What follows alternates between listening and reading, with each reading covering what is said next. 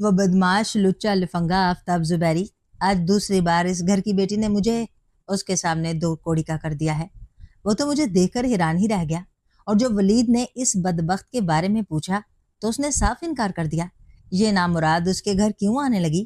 اس نے تو برسوں سے اس کی شکل بھی نہیں دیکھی۔ وہ تو کلام پاک اٹھا کر لے آیا قسم کھانے کے لیے۔ وہ کتنا ہی خبیث کیوں نہ ہو، کم از کم قرآن ہاتھ میں لے کر جھوٹ تو نہیں بک سکتا۔ اب بتاؤ میں اس کے ساتھ کیا سلوک کروں؟ اسے یہیں گولی مار دوں یا خود مر جاؤں؟ اس گھر کی بیٹیوں نے مجھے دوبارہ زندہ قبر میں اتارا ہے بھابھی۔ اسے کہو یہاں سے کہیں دور چلی جائے۔ میں اب جیتے جی اس کی صورت نہیں دیکھنا چاہتا۔ یہ میری نظروں سے اب دور ہو جائے، ابھی اور اسی وقت۔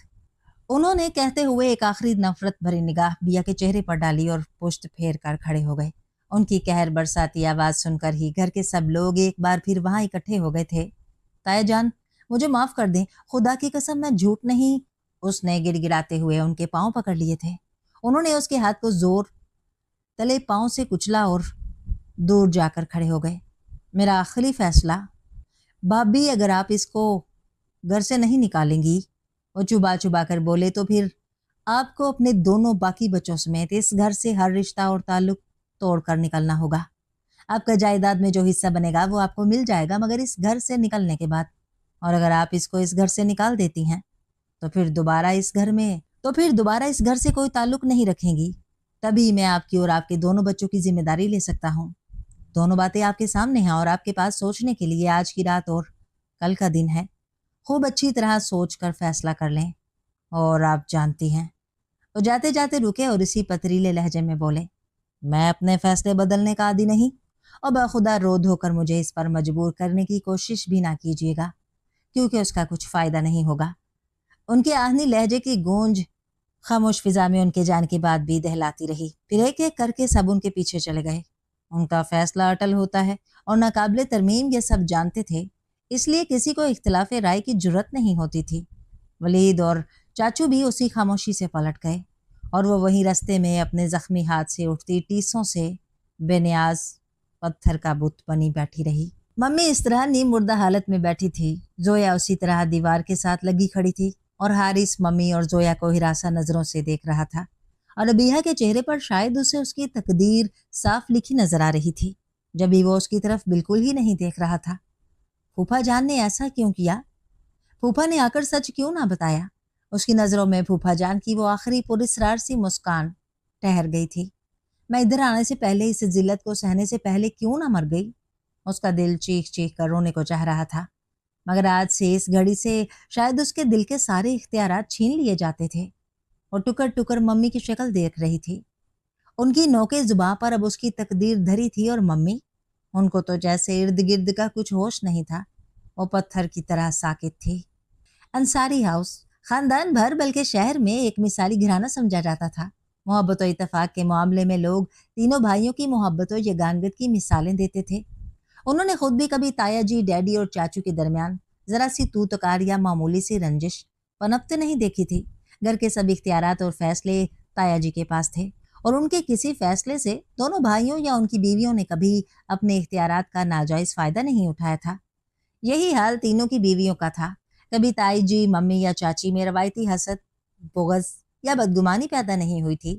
تینوں اپنے اپنے دائرہ کار میں رہتے ہوئے بہت رواداری اور تحمل کا مظاہرہ کرتی تھیں۔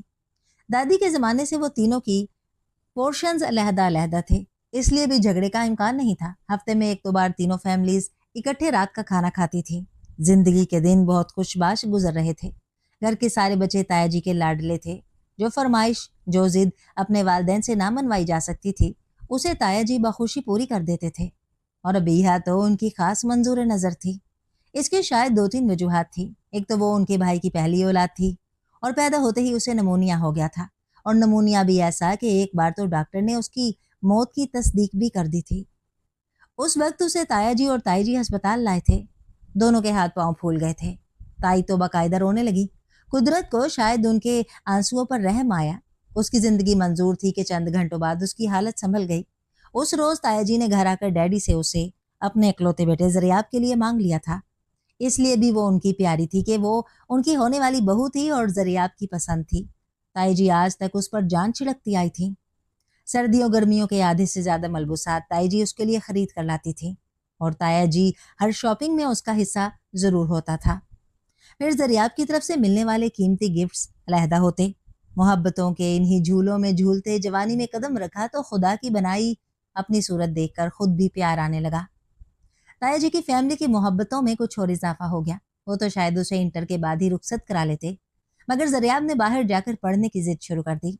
यूं आज से 5-6 साल पहले वो बाहर चला गया। जिंदगी के इन्हीं ख्वाबामर लम्हों में तकदीर ने चुपके से नकब लगाई और उसके खामोश तबाह बहुत मोहब्बत करने वाले ख्याल रखने वाले डैडी को ब्लड कैंसर जैसे मोजी मर्ज ने आन लिया। और खबर भी उस वक्त हुई जब हाथ पांव मारने की मोहलत भी न थी। ताया जान ने उनके इलाज पर पानी की तरह रुपया बहाया, मगर तकदीर के आगे किसी का बस न चला। डैडी 8 माह में ही दुनिया छोड़ गए और उसकी सदा की हंसमुख खुश इखलाक मम्मी ने हमेशा के लिए सोग और बेवकी की चादर ओढ़ ली। डैडी के बाद ताया जी और भी उन सब का ख्याल रखने लगे। डैडी ने अपनी जिंदगी के आखिरी दिनों में ही जोया का रिश्ता वलीद से तय कर दिया था। उसमें वलीद की मर्जी ज्यादा थी। डैडी की तो ख्वाहिश थी कि अबीहा उनकी आंखों के सामने ताया जी की फैमिली का हिस्सा बन जाए, मगर उन दिनों ज़रियाब के एग्जाम थे और डैडी ये हसरत लिए ही मनो मट्टी तले जा सोए। मेरी अबीहा ग्रेजुएशन कर ले, ड्राइविंग तो उसने सीख ही ली है, फिर एक आल्टो मैं इसे गिफ्ट कर दूंगा। अभी एक हफ्ता कबल ही तो ताया जी ने रात के खाने पर ऐलान किया था और उसके सारे कजन्स उसे रश्क भरी नजरों से देख रहे थे। डैडी, आपने मुझे तो गाड़ी नहीं लेकर दी, 10 दफा आपसे फरमाइश कर चुकी हूँ। रबिया कुछ मुंह बनाकर बोली। क्योंकि रबिया जी आप बिया नहीं हो, फरियाल उसके कान के पास आकर बावाजे बुलंद बोली थी। ताया जी हंस पड़े तो बिया का चेहरा ख्वामखा हिद्दत देने लगा। फरियाल ने सही कहा। ताया जी की हंसी पर रबिया मजीद खफा हुई। डैडी ये ज्यादती है। अच्छा भाई, हम सोचेंगे, ये तो तुम्हें मालूम है हम बेजा किसी से ज्यादती नहीं करते। और ताया जी ये क्या है, ये बेवजह का जुल्म ज्यादती।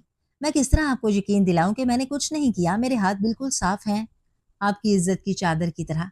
फिर आप मुझसे ज्यादती क्यों कर रहे हैं? उसने अपनी आंखें मस लीं।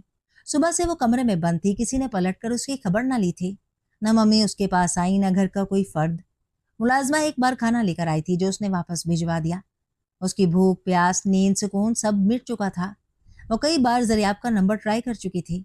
उसके फोन पर आंसरिंग मशीन लगी हुई। वो उसको सब कुछ बताना चाहती थी, अपनी मासूमियत, अपनी बेगुनाही उस पर साबित करना चाहती थी। इससे पहले कि घर वाले उसके दामन पर लगा कीचड़ उसे दिखाएं, वो खुद उससे बात करना चाहती थी कि कहीं वो उससे बदगुमान ना हो जाए। लेकिन शायद खुदा को यह भी मंजूर ना था। वो उठकर कमरे में टहलने लगी। क्या करूं, किस तरह सबको यकीन दिलाऊं? उसे फूफो की फैमिली पर सख्त गुस्सा आ रहा था। मेरी जिंदगी की सबसे बड़ी हमाकत, भूल, गुनाह, क्या नाम दूं मैं इसे? उसने दुखते हुए गले पर हाथ फेरते हुए सोचा। मम्मी तक मेरी सूरत देखना नहीं चाहती तो और कोई मेरा क्या यकीन करेगा? बिया, तुमने खाना क्यों नहीं खाया? जोया ट्रे उठाए अंदर आ गई थी। उसने खाली खाली नजरों से उसे देखा। ये मैं सैंडविच बनाकर लाई हूँ और साथ चाय, कुछ खा लो, तुम सुबह से भूखी हो और अब तो 5 बजने को है। उसने कहते हुए ट्रे मेज पर रख दी। मुझे भूख नहीं है, उसने मुंह फेर लिया। खाओगी तो भूख लगेगी, यूं भी खुद को भूख की सजा देकर तुम कुछ भी नहीं मनवा सकती। वो कुर्सी पर बैठ गई। मुझे कुछ नहीं मनवाना जब मैंने कुछ किया ही नहीं, वो दुरुस्ती से चीख कर बोली। तो जोया खामोशी से उसकी शक्ल देखने लगी। अच्छा, ये तुम थोड़ा सा कुछ लो तो सही, फिर बात करते हैं। जोया ने उठकर उसका हाथ पकड़ा। जोया प्लीज चली जाओ तुम यहाँ से, और मुझे कुछ नहीं खाना, ना कोई बात करनी है। उसकी आंखों के किनारे आज सरेनो भीगने लगे।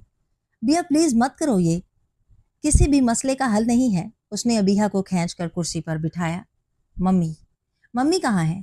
उसने निढाल से लहजे में पूछा। सो गई हैं, कल से मुसलसल जाग रही थी। स्लीपिंग पिल्स देकर आई हूँ, बड़ी मुश्किल से सोई हैं। वो आहिस्ता से बोली और सैंडविच उठाकर उसके हाथ में थमाया।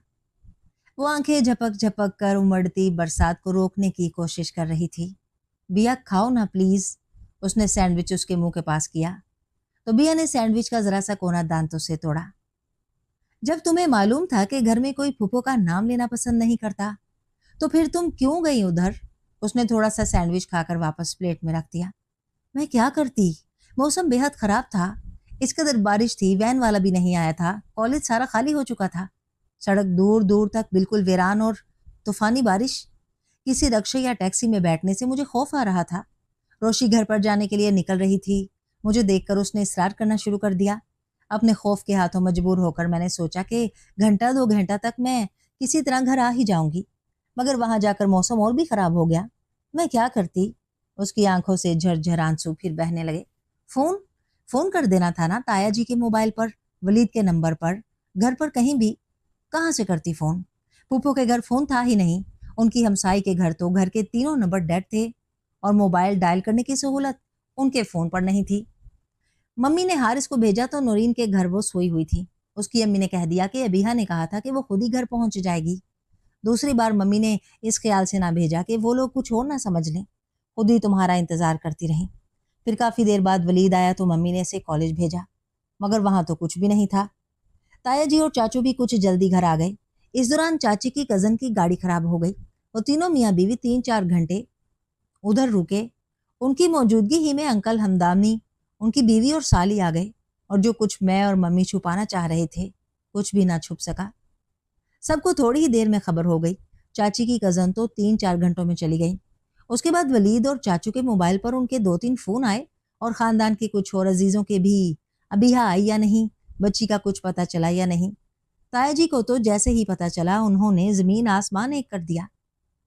ताई जी ने मामला संभालने की कोशिश की कि अंकल हमदानी और उनकी मिसेज को कुछ पता न चले।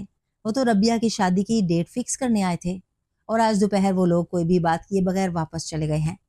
ताया जी का अलग सदमा और गुस्से से बुरा हाल था, और उसकी वजह तुम्हारी ये हमाकत। जोया आहिस्ता आहिस्ता उसे तफसील बता रही थी। मेरी हमाकत, मेरी गलती, कोई मेरी बात तो समझने की कोशिश करे। वो चीखी। तुम्हारी बात में कुछ दम नहीं बिया, तुम रक्षा करके आ सकती थी। गजब खुदा का, कल शाम से आधा दिन और पूरी रात इधर तूफान आना तो लाजमी था। तुम खुद सोचो, और जरियाब का सुबह फोन आ गया था 10 बजे के करीब। ताई उन्हें सब कुछ बता चुकी हैं। अब हमारे पास कुछ भी नहीं। ताया जी का गुस्सा हनूज बरकरार रहे और 2 बजे तक घर आ चुके हैं, और उनके लीगल एडवाइजर भी दोनों स्टडी में हैं। और ताया जी अपने फैसले को किस तरह अमली जामा पहनाते हैं ये तुम भी जानती हो, और मैं भी। मम्मी तो सदमे से जैसे गुंग होकर रह गई हैं। मुझे तो डर है उन्हें खुदा न ख्वास्ता कुछ हो ना जाए। जोया की बातों से उसका रहा सहा खून भी खुश्क हो गया। क्या क्या फैसला करेंगी ताया जी? जो वो सुबह कह रहे थे। जोया अपने नाखून खुरच रही थी। क्या क्या कह रहे थे? उसी वक्त दरवाजे पर दस्तक हुई। आ जाओ, कौन है? जोया ने सर उठाकर देखा। वलीद दरवाजा खोलकर अंदर चला आया। उसने एक नजर दोनों उजड़ी हुई सूरतों को देखा और दरवाजे के पास पड़ी चेयर पर बैठ गया। काफी देर तक कमरे में खामोशी रही, जैसे तीनों की जुबानें बोलना भूल गई हों। ताया जी पेपर्स तैयार करवा रहे हैं। वो शायद 1 सदी बाद बोला था। कैसे पेपर्स? जोया ने बदिक्कते तमाम पूछा। प्रॉपर्टी में आप लोगों के हिस्से के। उसने हाथ में पकड़ी चाबी को मुट्ठी में दबाया। क्या मतलब? जो वो सुबह कह रहे थे, दोनों बातों में से एक। कौन सी बातें? उसका जिस्म होले होले कपकपाने लगा था। तुम्हें इस घर से जाना होगा या सबको? वो नजरें झुकाकर बोला। मुझे? मगर मैं कहाँ जाऊंगी? उसे लगा वो अभी कुर्सी से नीचे गिर पड़ेगी। ताया जी अपने मौकफ से 1 इंच हटने को तैयार नहीं। मैंने और डैडी ने बहुत समझाने की कोशिश की है, मगर वो तो अभी सबके हिस्से बखरे करने पर तुले हुए हैं। बिया उनसे जाकर माफी मांग लेती है, जोया आस भरे लहजे में बोली। कोई फायदा नहीं, वो अपना फैसला कभी नहीं बदलेंगे। जिस शख्स का दिल अकलौती बहन की 10 माफियों पर इन 24-25 सालों में नहीं पिघला, ये तो फिर। कमरे में मौत का सन्नाटा छा गया था, जो चीख चीख कर कह रहा था कि कुछ होने वाला है। वो दोनों सर झुकाए बैठी थी और बिहा पागलों की तरह बारी बारी दोनों को देखे जा रही थी। फैक्ट्री बहुत अरसे से मुसलसल खसारे में जा रही है। घर की वैल्यू डाउन हो चुकी है। खाम माल जो प्रोसेसिंग में है, दोनों की पेमेंट और हिस्से की बात 1 साल बाद होगी। जिन क्लाइंट्स को माल सप्लाई किया जा चुका है उनसे अदायगी चंद माह में मतवक्का है, इसलिए इस अदायगी में भी वक्त लग सकता है। इस तरह आप लोगों को अभी फिलहाल बमुश्किल 13-14 लाख मिलेंगे, या शायद इससे भी कम। वलीद कुछ देर खामोश रहा। इतने में तो गुजारे लायक घर भी नहीं मिलता, कुजा जिंदगी बसर हो। और इस तफसील का मतलब क्या था? उसे समझ में आ रहा था कि ऐसी सूरत हाल में पहली शर्त ही काबिल कबूल होगी। उसे ही इस घर से जाना होगा, मगर कहाँ? वो टिकटिकी बांधे सामने बैठे नफूस को बिना पलक झपके तके जा रही थी।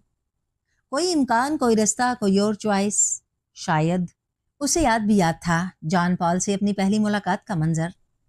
इस 5 स्टार होटल में उसे बतौर रिसेप्शनिस्ट अपॉइंट हुए ज्यादा दिन नहीं हुए थे, बल्कि शायद हफ्ता 10 दिन ही हुए थे।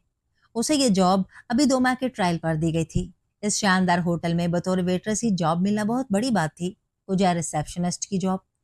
और उसे इस 2 माह की आर्जी नौकरी को अपने लिए मुस्तकिल करना था, क्योंकि ये जॉब उसके ख्वाबों की मंजिल की जानिब रास्ते का पहला कदम था। उस रोज होटल में कोई बैनुल अक़वामी सेमिनार था, शायद किसी बीमारी के बारे में। सारे होटल में गहमा गहमी थी। 2 दिन पहले ही होटल के तमाम कमरे बुक हो चुके थे। गैर मुल्की मेहमानों की गैर मामूली खेप ने इंतजामिया को खासा चौकन्ना और मुतहरक कर दिया था। मिस शाइस्ता, आपको बहुत अलर्ट रहने की जरूरत है। आम दिनों के मुकाबले में 10 गुना ज्यादा मुझे कोई कंप्लेन ना मिले। असिस्टेंट मैनेजर मसरूफ से अंदाज में उसे सुबह ही तनबीह कर गए थे, और उसी तनबीह का नतीजा था कि वो इस फ्री होते गैर मुल्की मेहमान को बड़ी शाइस्तगी से भुगता रही थी, जो हॉल में मौजूद वेटर्स को नजरअंदाज करके कभी उससे एग्जिट का पूछने आता, कभी लिफ्ट का और कभी सेमिनार से मुतलिक दूसरी मालूमात। वो अच्छी खासी चिढ़ गई थी, मगर जब तीसरे फेरे पर शाइस्ता ने उसे गहरी नजर से उसका जायजा लिया तो वो कदरे चौंक गई। उस गैर मुल्की मेहमान का बेहद कीमती सूट, बेशकीमत घड़ी, गोल्ड की मोटी चेन और आंखों से लपकता इश्तियाक, उसे लगा उसकी मंजिल खुद चलकर उसके करीब आ रही है। और वो जो सुबह से हाई हील सैंडल में बेहद मुस्तैद और अलर्ट खड़ी अपनी ड्यूटी निभा रही थी, उसने ड्यूटी पर दिल में लानत भेजी और इस मेहमान के इल्तफात और इश्तियाक को तवज्जो देने लगी, जिसके नतीजे में वो शाम को उसके साथ एक दूसरे होटल में डिनर कर रही थी। वो इधर 15 दिनों के लिए आया था। 15 दिन तो बहुत ज्यादा थे। उसने अपनी प्रॉपर्टी और पैसे की जो झलक शाइस्ता को दिखाई थी, वो 15 घंटों में अपने दिल समेत अपना आप उसके कदमों में ढेर कर चुकी थी। वो अपने जराए से उसके बारे में, बल्कि उसकी प्रॉपर्टी के बारे में हतुल मकदूर मालूमात भी हासिल कर चुकी थी। जब जॉन पॉल ने उसे हस्बे तवक्को प्रपोज कर दिया, विल यू मैरी मी, वो होटल के उस नीम तारीख गोशे में उसका नर्मो नाजुक हाथ अपने हाथ में लिए बड़े जज्ब से पूछ रहा था, तुम जानते हो हम 2 मुख्तलिफ इंतहाओं से ताल्लुक रखते हैं। शाइस्ता ने बेहद शाइस्तगी से उसके प्रपोजल का जवाब दिया था। मेरी नज़र में मजहब शादी से अलहदा चीज़ है, और तुम्हारी नज़र में? और शाइस्ता की नज़र में तो इस वक्त जॉन पॉल की हैंडसम प्रॉपर्टी के सिवा और कुछ भी अहम नहीं था। मजहब हमारी जिंदगियों का एक नागुज़ीर हिस्सा है। ये आग जाकर कहीं एक बड़े इख्तलाफ का बायस बन सकता है। ये आगे जाकर कहीं एक बड़े इख्तलाफ का बायस बन सकता है। वो संजीदगी से बोली, मैं अपनी गारंटी देता हूँ, मुझे तुम्हारे मजहब से कोई गर्ज नहीं। तो मेरे मजहब को भूल जाओ, हम पेपर मैरिज कर लेंगे।